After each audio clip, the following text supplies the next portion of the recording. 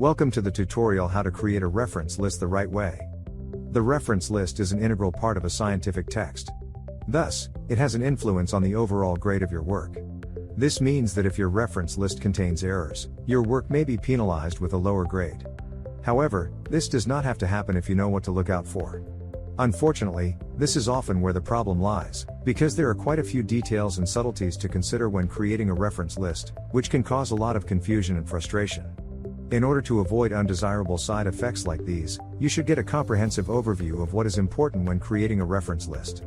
In this tutorial you will learn all the basics you need to know to create a flawless reference list for your term paper or thesis.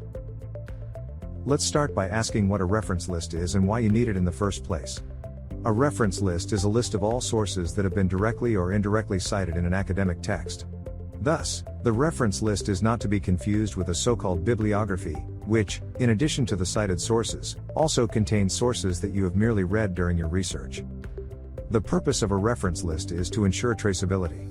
By citing the exact source, you indicate which sources you have worked with. This allows readers to look up and locate a source as needed.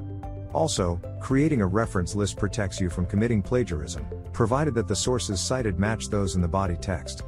The reference list is placed at the end of the work, immediately after the conclusion.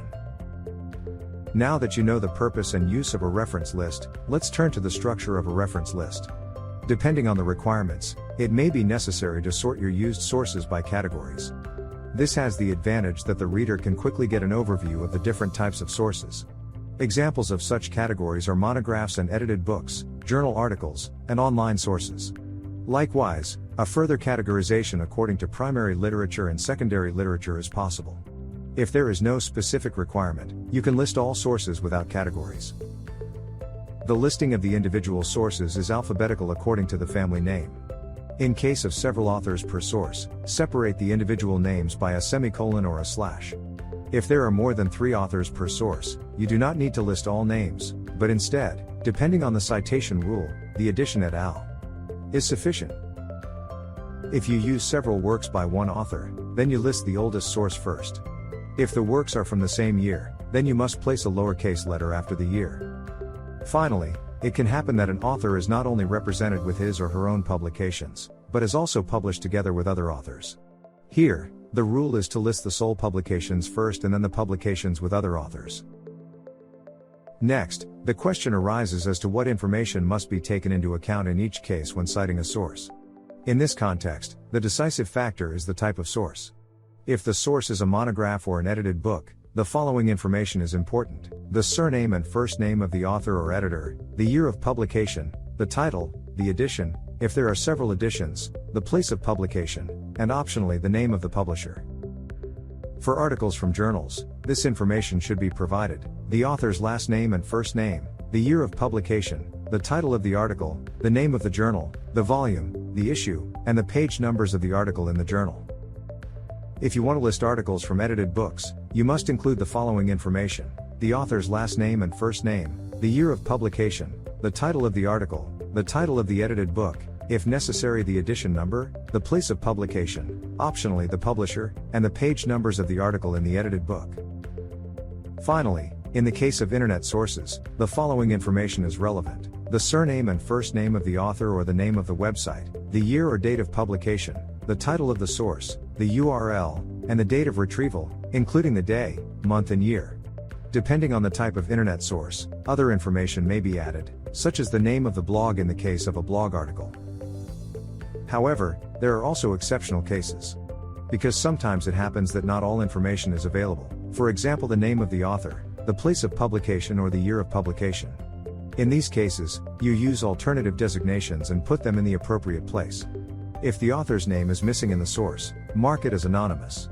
If the year of publication is missing, enter ND for no date. If no place of publication is given in the source, use the abbreviation NP for no place of publication. However, that is not all that needs to be considered.